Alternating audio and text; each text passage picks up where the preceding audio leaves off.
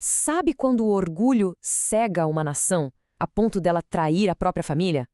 Bom, é exatamente sobre isso que a gente vai falar hoje. Vamos mergulhar no livro de Obadias, que apesar de ser o menor livro do Antigo Testamento, traz uma história super intensa sobre uma rivalidade familiar e suas consequências devastadoras. E olha só, a profecia já começa com um aviso que, uau, dá o tom de tudo que vem pela frente. É um desafio direto a uma nação que se sentia tão segura em suas fortalezas lá no alto que achava que estava acima de qualquer julgamento. Para a gente entender bem essa história, vamos dividi-la em 5 partes. Primeiro, a visão que dá início a tudo. Depois, a questão do orgulho e da traição, o inevitável acerto de contas, um conceito maior chamado Dia do Senhor e, por fim, a restauração. Então, vamos lá. No coração dessa história, a gente tem duas nações que são, na verdade, irmãs. A visão do profeta Obadias é basicamente um julgamento sobre uma delas, Edom, por tudo que fez contra a nação de Jacó, que a gente conhece como Israel. E aqui está o X da questão, a raiz de todo o problema. O conflito todo não é visto como uma guerra entre estranhos. Não, é uma traição familiar profunda entre os descendentes de 2 irmãos gêmeos, Jacó e Esaú. A partir daqui, a profecia age quase como um promotor num tribunal, sabe? Vai construindo um caso muito meticuloso contra Edom. E tudo começa com o pecado, que basicamente deu origem a todos os outros, o orgulho. Pensa só.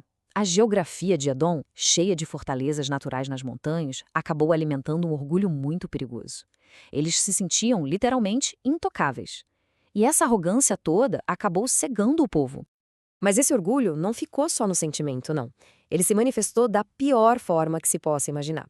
A acusação central aqui é o comportamento chocante de Edom quando Israel, sua nação irmã, estava sendo atacada. A lista de crimes é devastadora. Em vez de ajudar, Edom não só ficou olhando de longe, como participou ativamente da violência. Eles se alegraram com a desgraça do irmão, saquearam o que sobrou, impediram que as pessoas fugissem e ainda entregaram os sobreviventes para o inimigo. É imperdoável. Bom, uma traição desse tamanho não podia ficar sem resposta, né? E isso nos leva ao tema central da profecia: o inevitável acerto de contas e como funciona a justiça divina. O texto meio que nos força a parar e pensar. No mundo onde coisas assim acontecem, qual é a consequência final? Existe algum tipo de equilíbrio cósmico? E a resposta é brilhante.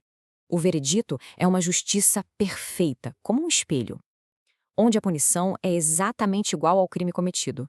Aquilo que você faz volta para você. Simples assim. E a ironia aqui é poética, mas, ao mesmo tempo, terrível. A profecia diz que Edom, que se aliou a estrangeiros para trair seu irmão, vai ser traído por esses mesmos aliados. A história se repete, mas do outro lado. Mas o destino de Edom não é um evento isolado, não. A visão usa essa história como um exemplo para introduzir um conceito muito, muito maior, que vai além dessas duas nações. E esse conceito é o Dia do Senhor. A narrativa meio que dá um zoom out, sabe? Ela mostra que a justiça divina não se aplica só a Edom, mas representa um acerto de contas universal, para todo mundo. Então, enquanto Edom enfrenta sua punição espelhada, a profecia se expande. Ela declara que o dia do Senhor está perto sobre todos os gentios, ou seja, sobre todas as nações. Ninguém está isento dessa justiça.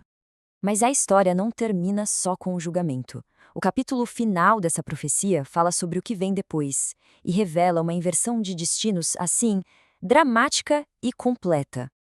Para descrever o resultado final, a mensagem usa uma metáfora que é inesquecível e muito poderosa, a do fogo e da palha.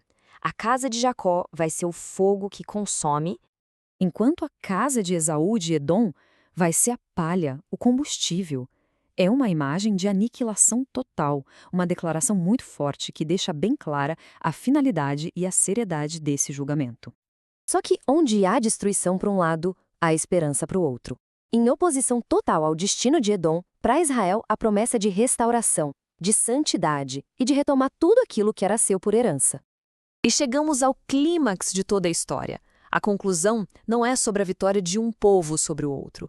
É sobre o estabelecimento final de que a autoridade divina reina acima de tudo e de todos. É esse o ponto principal.